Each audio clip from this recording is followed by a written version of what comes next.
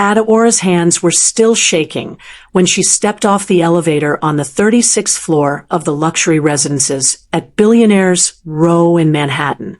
The cardboard box in her arms, packed with camera equipment and ring lights, felt heavier than it should have. But she knew that was just her nerves. Everything felt heavier these days. Her thoughts, her memories, the constant checking of her phone that had become as natural as breathing. 4 days ago, she had discovered the spyware on her devices. She had been editing a video for her YouTube channel, expecting a normal evening alone. Instead, she found tracking software buried in her laptop's system files, keystroke loggers on her phone, and access logs showing someone had been monitoring her every move for months. When she confronted Bernard about it, because who else could it be, he hadn't even tried to deny it. He had simply leaned back in his chair with that cold, calculating smile she had learned to fear, and said, "You think you can leave me, Adora? You can't hide from me. No matter where you go, no matter what you do, you're mine forever." That was the moment Adora knew she had to run. She had been planning her escape for 8 months before that night. A secret savings account Bernard didn't know about, research on high-security apartments with doormen and cameras, a burner email for apartment hunting that couldn't be traced. But now, standing in the hallway of her new apartment, she wondered if running had been enough. As she fumbled with her keys, a door opened down the hall. She looked up and froze. The man standing in the doorway of apartment 3602 was unlike anyone she had ever seen. Tall, broad-shouldered, with dark hair styled perfectly and intricate tattoos peeking from beneath the rolled sleeves of his expensive shirt. His eyes, sharp, calculating, almost predatory, locked onto hers with an intensity that made her breath catch. "You're the new neighbor," he said. Not a question, a statement. His voice was low, controlled, with the faintest trace of an accent she couldn't quite place. Adora nodded, unable to find her voice. There was something about him that set every instinct on high alert. This wasn't the friendly neighbor who'd offer to help carry boxes. This was someone dangerous. Someone who looked like he could see right through the careful facade she had built. "Takedo Nakamura," he said, not moving from his doorway. "If you ever need anything, I'm in 3602. Then, after a pause that felt loaded with meaning, "This building is very secure. You're safe here." The way he said safe made her wonder if he somehow knew, if he could see the fear she was trying to hide. His presence should have terrified her, and part of it did. But there was something else there too, something she couldn't quite name. A strange sense that this dangerous man might be the only thing standing between her and the monster she had left behind. And there you have it, another forbidden romance built on survival, secrets, and two people haunted by their pasts. If you're obsessed with protective anti-heroes, women reclaiming their power, and love stories where danger and devotion collide, you're in the right place. Hit that subscribe button because we've got more intense romances coming your way. Mafia bosses with hidden hearts, survivors who refuse to stay victims, all the emotional warfare you crave. Smash that like button and drop a comment telling me, what's your current situation right now, and where in the world are you listening from? Are you at work secretly binge-watching, lying in bed when you should be sleeping, or maybe escaping reality on your commute? Where are my story lovers tuning in from today? I love knowing where you all are. Adora had always been careful. 3 years with Bernard had taught her that survival meant staying 10 steps ahead, anticipating his moods, his questions, his need to control every aspect of her life. But she hadn't been careful enough. The discovery came on a Tuesday night. She was editing footage for her YouTube channel, a skincare review that should have gone up 2 days earlier when her laptop froze. A system diagnostic revealed what she had suspected but refused to believe. Monitoring software, keystroke loggers, remote access tools buried deep in her operating system. Her phone was worse. location tracking, message duplication, even her camera and microphone could be activated remotely. Bernard had been watching everything. Every conversation, every login, every penny she spent. Her hands had trembled as she scrolled through the access logs. Months of violations. The private conversation with her best friend about leaving him. He had heard it. The domestic violence hotline. She had called from what she thought was a secure browser. He knew. The secret savings account she had opened at a bank across town. He had screenshots. That night, when he came home, she said nothing. She smiled. She kissed his cheek. She pretended everything was fine while her mind raced with a single thought. Run.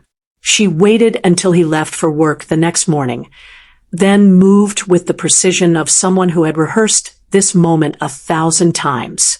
8 months of planning compressed into 3 hours of execution. She grabbed only what she could carry. Clothes, toiletries, her camera equipment, documents hidden in the lining of her suitcase. The secret account, $14,000 saved from freelance work he didn't know about, would cover the deposit and first 3 months of rent. The apartment she had found was perfect. Billionaires Row, 36th floor, doorman security, cameras everywhere, electronic key access only. The kind of place where Bernard couldn't just show up. She left her old phone on the kitchen counter, still connected to his spyware.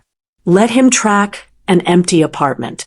Her burner phone had only 3 contacts: her lawyer, her best friend, and the building management company.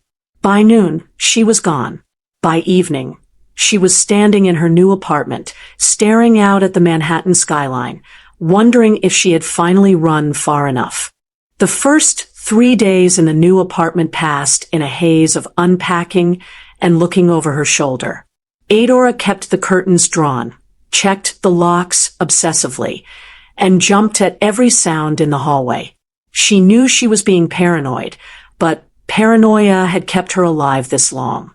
On the 4th morning, she decided to be brave. She would film a new video.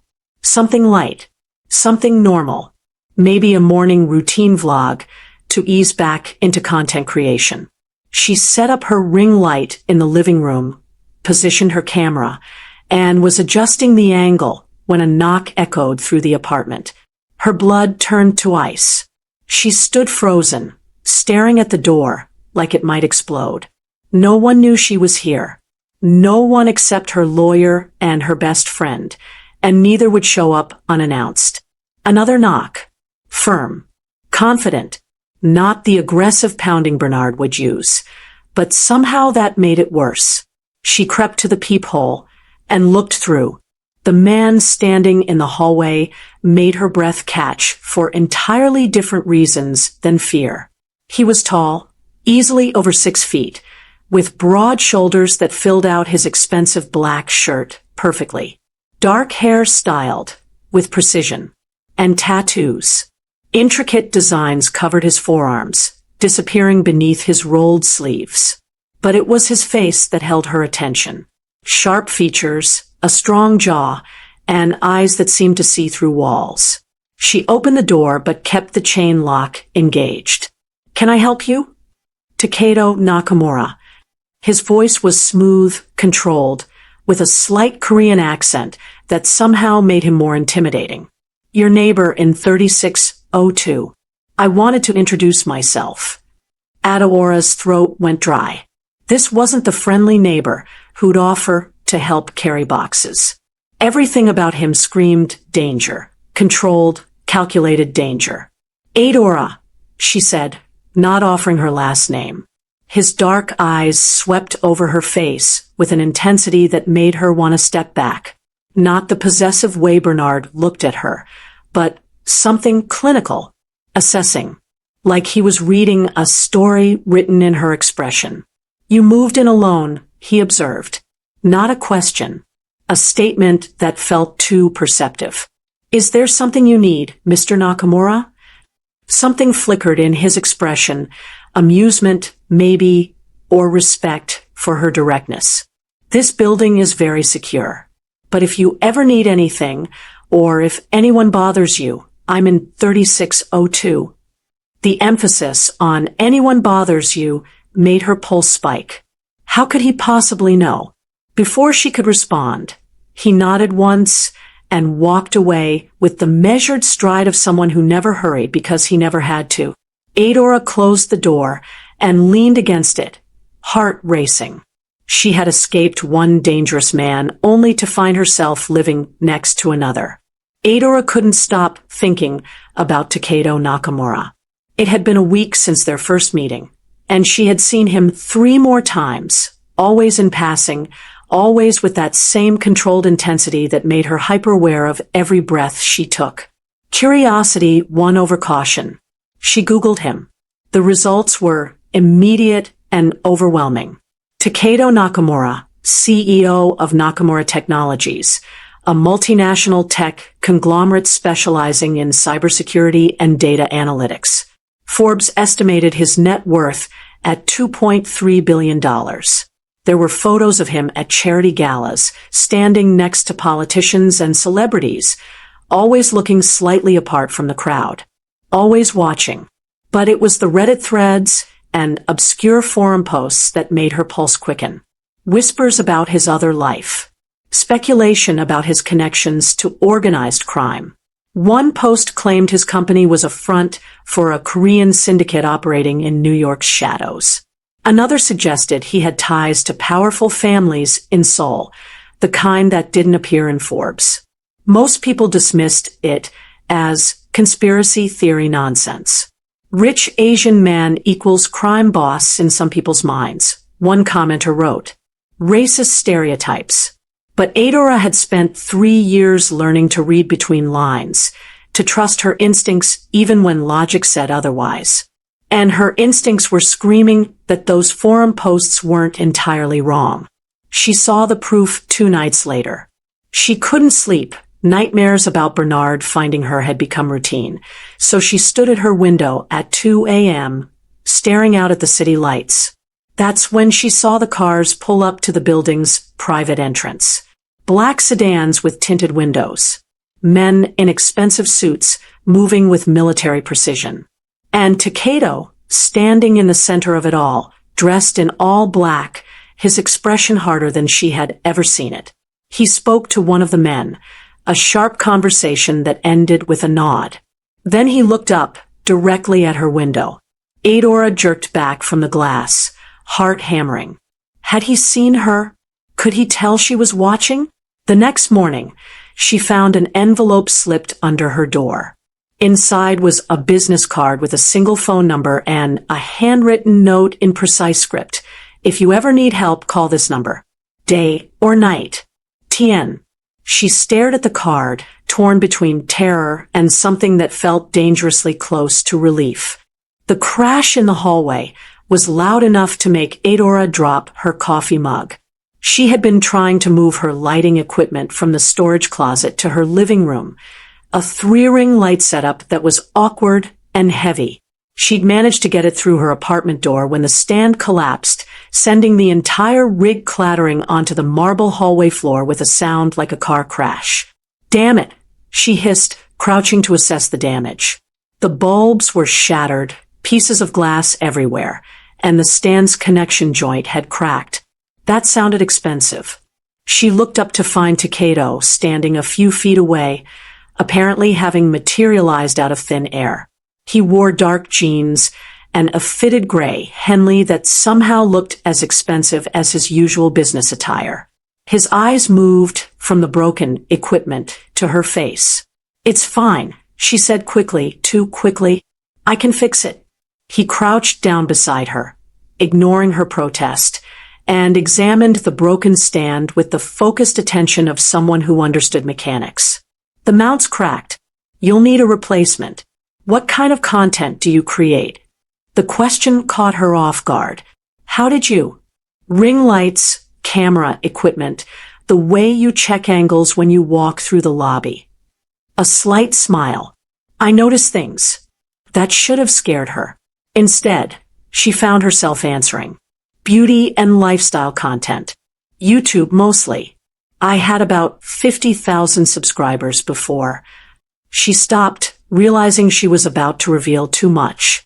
Before you moved, he finished, his tone neutral. Not pushing, just acknowledging.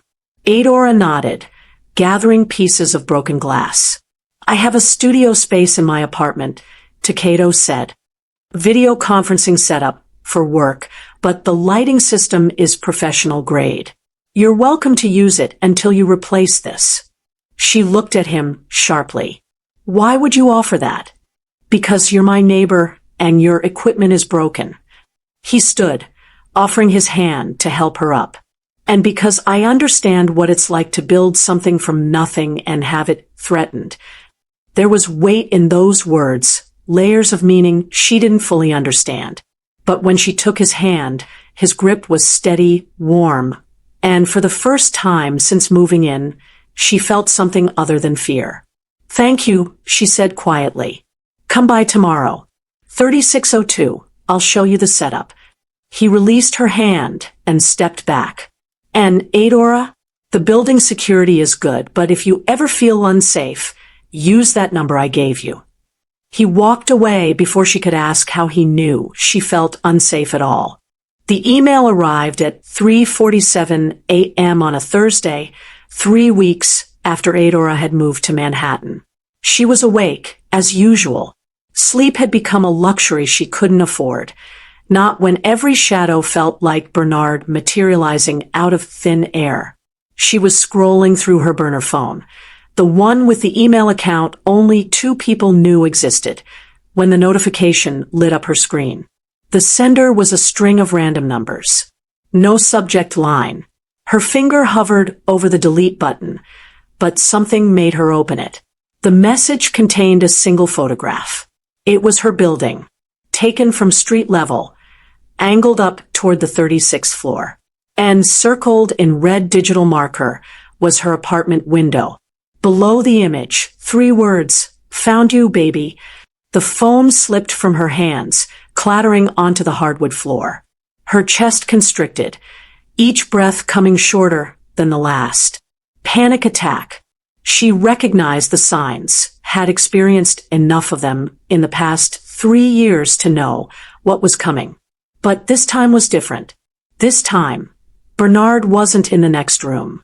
He was out there, somewhere in the city, watching her building. Maybe watching her window, right now. She crawled to the window and yanked the curtains closed, then backed away until her shoulders hit the opposite wall. Her mind raced through possibilities. How had he found the email? She had been so careful. The account was brand new, created on a library computer, accessed only through a VPN. Unless he had help. Professional help. A private investigator would explain it. Someone with resources, someone who could track financial records, cross-reference apartment applications, maybe even hack into rental databases. Bernard had money, family money he loved to hold over her. He could afford the best. Her hands shook as she picked up the phone and stared at the email again. She should delete it. Pretend she never saw it. But that wouldn't make Bernard disappear. She thought about the business card Takeda had given her, still sitting on her kitchen counter, where she had left it. The number she had been too afraid to call, because calling it would mean admitting she needed help. But as she stared at that photograph of her building, at the red circle marking her window, like a target, Adora realized something that made her blood run cold. Bernard wasn't just watching anymore. He was preparing to act. Takeda knew something was wrong the moment he saw Adora in the lobby the next morning. She stood near the mailboxes, clutching her phone like a lifeline, her eyes darting toward every person who entered the building. The dark circles under her eyes suggested she hadn't slept. The way she flinched when the doorman called her name told him everything else. He had been tracking Bernard Thompson for 5 days. It hadn't been difficult. The man was sloppy, too arrogant to cover his tracks properly, too obsessed to think clearly.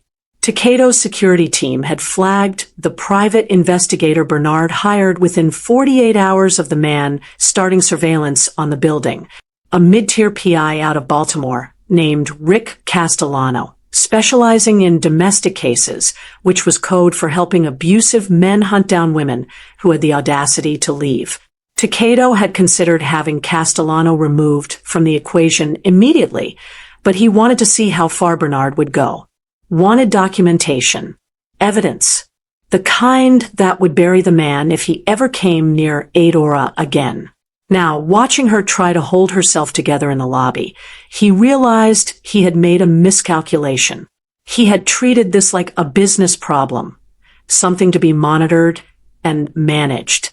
He hadn't considered the psychological toll on Adora herself. He approached her carefully, keeping his distance. Adora. She spun around, and for a moment, he saw pure fear in her eyes before recognition set in. Mr. Nakamura. Her voice was steady, but her hands betrayed her, trembling slightly around her phone. Takeda, he corrected.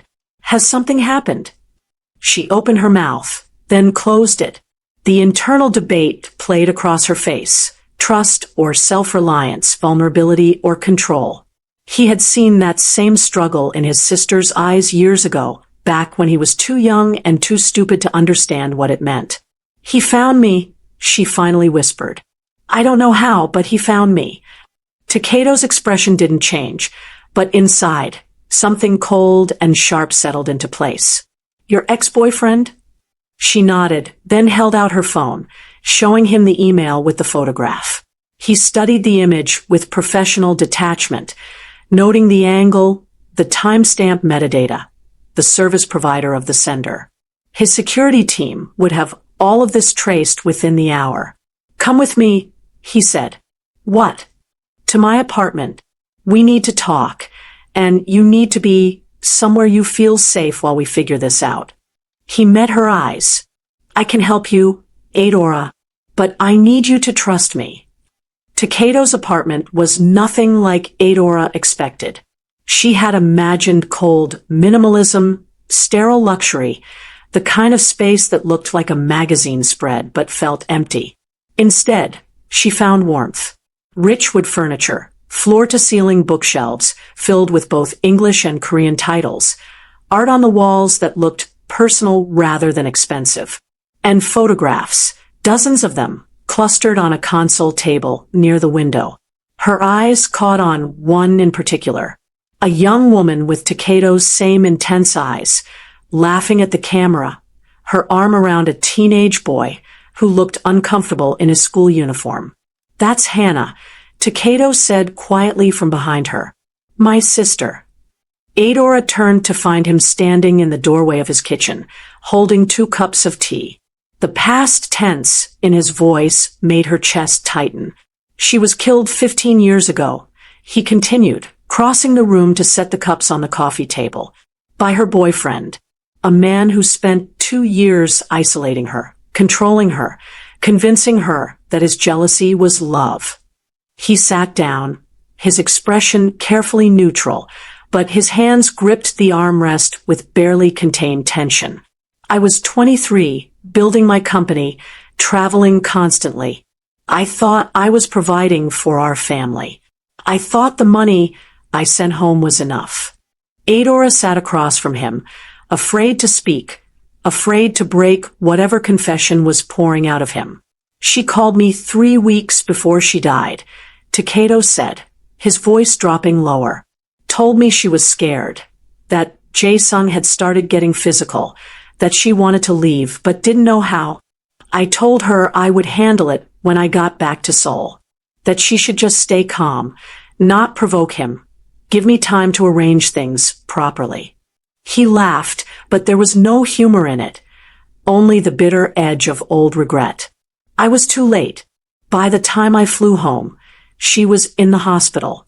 Skull fracture, internal bleeding, broken ribs. He had beaten her unconscious and left her in their apartment for 2 days before a neighbor heard her moaning through the walls. Takeda's jaw clenched. She died 3 hours after I arrived. never regained consciousness, never got to hear me tell her I was sorry. Adora felt tears burning in her eyes. Takedo, I made a vow that day, he interrupted, finally meeting her gaze, that no woman would ever suffer that fate in my territory again. That I would build something powerful enough to protect the people the law couldn't or wouldn't protect. My company, my resources, my connections, all of it serves that purpose. Understanding crashed over her, like a wave. The whispered rumors about organized crime, the men in black sedans, the way everyone in the building seemed to defer to him. It wasn't random violence. It was controlled power, directed with surgical precision. That's why you offered to help me, she said. That's why I noticed you in the first place, he corrected. You have the same look Hannah had in those final months. Like you're constantly calculating escape routes, preparing for violence, trying to make yourself invisible. He leaned forward. But you don't have to be invisible anymore, Adora.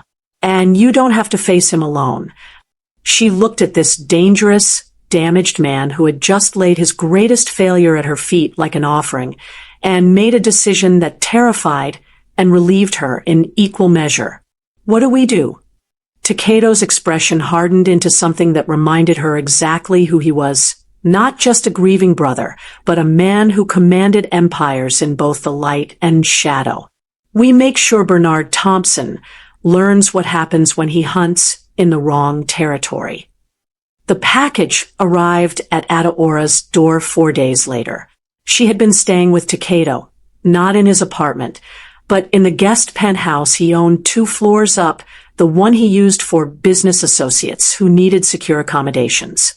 It had its own entrance, its own elevator access, and most importantly, round-the-clock security that Takedo's team monitored personally. For 4 days, she had felt something close to peace. She edited videos in the penthouse's absurdly well-lit living room. She worked on rebuilding her content schedule. She tried to remember what it felt like to breathe without constantly looking over her shoulder. Then the package came. Security called Takedo before they called her. She knew because he appeared at her door within 60 seconds. His face set in an expression that made her stomach drop. Don't touch it, he said. What is it? Your camera equipment.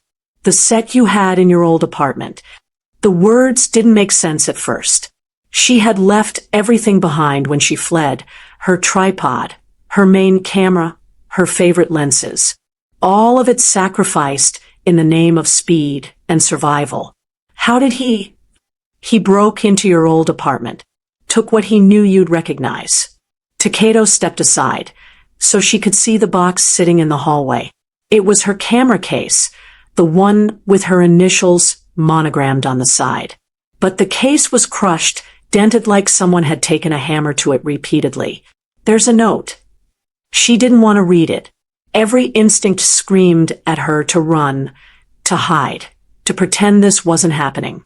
But she had been running for 3 years. She was tired of running. The note was taped to the top of the case, written in Bernard's precise handwriting. Did you really think you could hide from me? I know where you live. I know who you're with. I know everything. Adora, you can't run from what belongs to me. I'm coming for you. Soon. And this time, there's nowhere left to run. Her hands shook as she read it again, trying to process the threat buried in every word. He was escalating. The emails had been reconnaissance. This was declaration. He's coming here, she whispered. Yes. Takedo's voice was calm, almost clinical. Tomorrow night, based on the intelligence my team gathered. He's hired 4 men out of Baltimore, street muscle, not professionals. He thinks he can intimidate building security and take you by force. Adora looked up at him. How do you know all this? Because I've been tracking every move he makes since the moment I identified him as a threat. Takedo pulled out his phone, showing her a file thick with surveillance photos, text message transcripts, financial records. Bernard Thompson. 3 priors for domestic assault that were pleaded down. A restraining order violation in 2022. And a current investigation for cyberstalking that he doesn't know about yet because I've been coordinating with the prosecutor's office. She stared at the documentation, months of abuse and control laid out in black and white. You've been building a case. I've been building a cage, Takeda corrected. One he won't escape from. But first, we need to let him make his move. You want to use me as bait. I want to give you the opportunity to face him on your terms, in a controlled environment, with the full protection of my resources. His dark eyes met hers with absolute certainty. He thinks he's hunting you, Adora. But tomorrow night, he's going to learn he's the prey. The transformation of the building happened in stages, so subtle that most residents never noticed.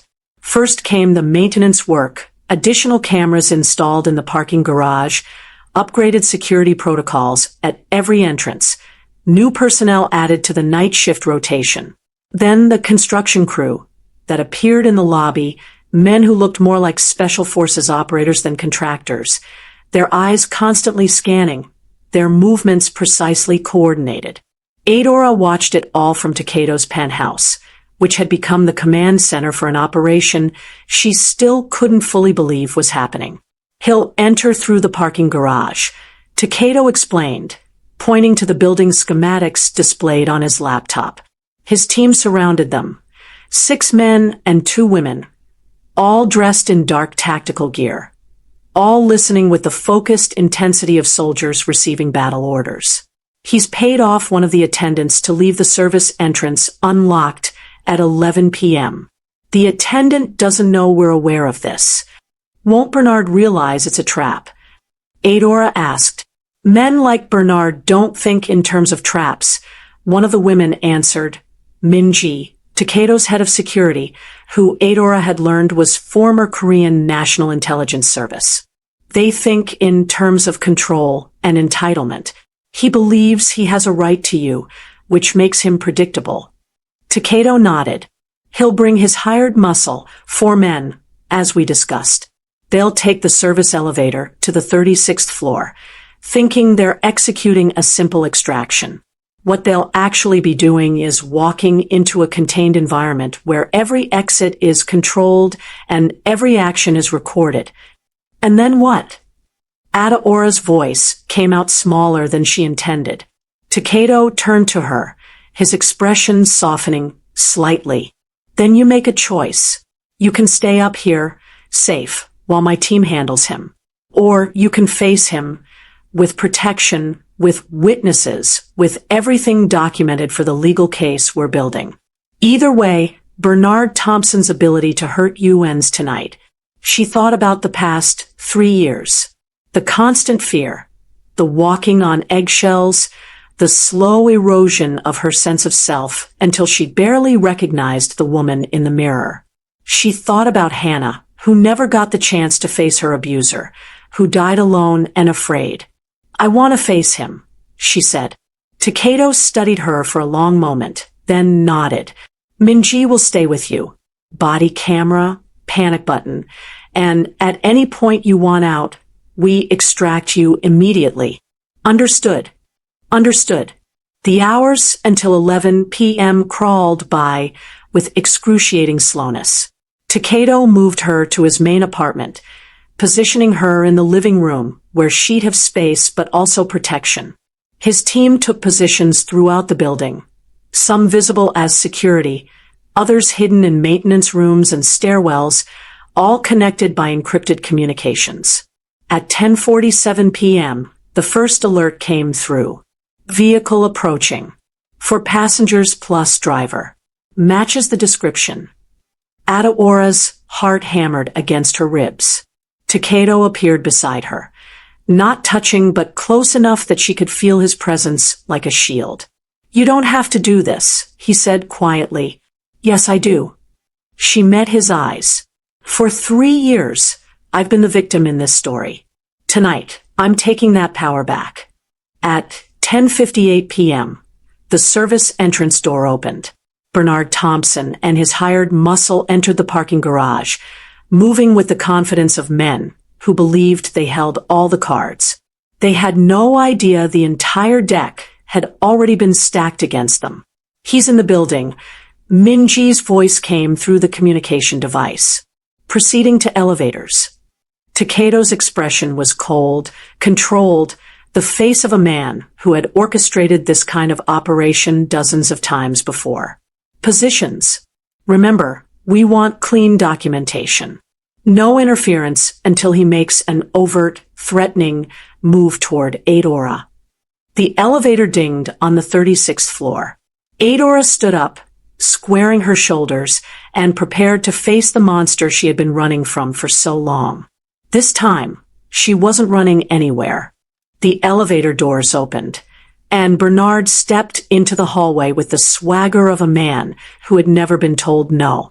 He looked exactly as Adora remembered, tall, conventionally handsome, wearing the expensive watch she had bought him for his birthday last year.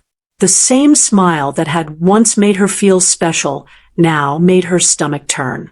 Behind him, 4 men fanned out, trying to look intimidating and mostly succeeding. "Adora." Bernard's voice echoed down the hallway, sickly sweet with false affection. "Baby, there you are. I've been so worried about you." She stood in Takedo's open doorway, Minji positioned slightly behind her, and forced herself to speak. "You need to leave, Bernard." "Leave." He laughed, taking a step forward. "Baby, I'm here to bring you home. You're clearly not thinking straight, running off to Manhattan, hiding from me like I'm some kind of threat. We both know you can't make it without me." I said leave. Her voice was stronger now. "I don't want you here. I don't want you in my life. It's over." Bernard's expression darkened, the mask slipping just enough to show the rage underneath. "You don't get to decide when we're over. I decide that. I own you, Adora. Everything you have, everything you are, I made that. And I'm taking back what's mine." He moved toward her, and that's when Takedo stepped into view. The change in Bernard was immediate. His bravado faltered as he took in Takedo's presence. The controlled power, the expensive suit that somehow made him look more dangerous rather than civilized, the absolute authority radiating from every inch of his posture. "Who the hell are you?" Bernard demanded. "The person who owns this building," Takedo replied, his voice quiet and lethal. "Which means you're trespassing. Which means you've just committed breaking and entering, criminal trespass, and stalking in front of approximately 15 cameras and 30 witnesses." Bernard's eyes darted around the hallway. Finally noticing what Adora had seen minutes earlier, Takedo's security team emerging from stairwells and service doors, forming a loose perimeter that blocked every escape route. "This is insane," Bernard snarled, but his voice had lost its certainty. "Adora, tell your boyfriend here to back off before someone gets hurt." "He's not my boyfriend," Adora said. "He's the man who's been documenting every crime you've committed against me for the past month. The spyware, the stalking, the breaking and entering, the threats. All of it recorded and currently being reviewed by the Manhattan District Attorney's Office." The color drained from Bernard's face. "Your options are simple," Takedo continued. "Option 1. You leave now, peacefully, and wait for the arrest warrant that will be issued tomorrow morning. Option 2. You make this difficult, and my security team is authorized to use necessary force to remove you from the premises while we press additional charges for attempted assault." Bernard looked at his hired muscle, but even they were backing away, recognizing that this job had gone sideways in ways they hadn't been paid enough to handle. "You can't do this," Bernard whispered, but it sounded like a plea rather than a threat. "I already have," Takedo said. 18 months later, Adora stood in front of her camera, smiling at her audience of 340,000 subscribers, almost 7 times what she'd had before the move to Manhattan. "And that's why I'm so passionate about this foundation," she said, gesturing to the logo behind her. The Rising Free initiative provides resources, legal support, and safe housing for survivors of domestic abuse who are trying to rebuild their lives. Because I know firsthand how hard it is to escape, and how much harder it is to start over. She wrapped up the video, then turned to find Takedo leaning against the doorframe of her studio, the professional space he'd helped her build in the penthouse she now officially rented from him. "That was good," he said. "You always say that. Because it's always true." He crossed the room, and she let him pull her close, let herself sink into the safety of his embrace. It had taken months of therapy, months of learning to trust again, months of understanding that his protection wasn't control. Bernard was serving 18 months for stalking and cybercrime, with a permanent restraining order that would follow him for life. The hired muscle had turned state's evidence in exchange for reduced charges. And Adora had learned that healing wasn't linear, but it was possible.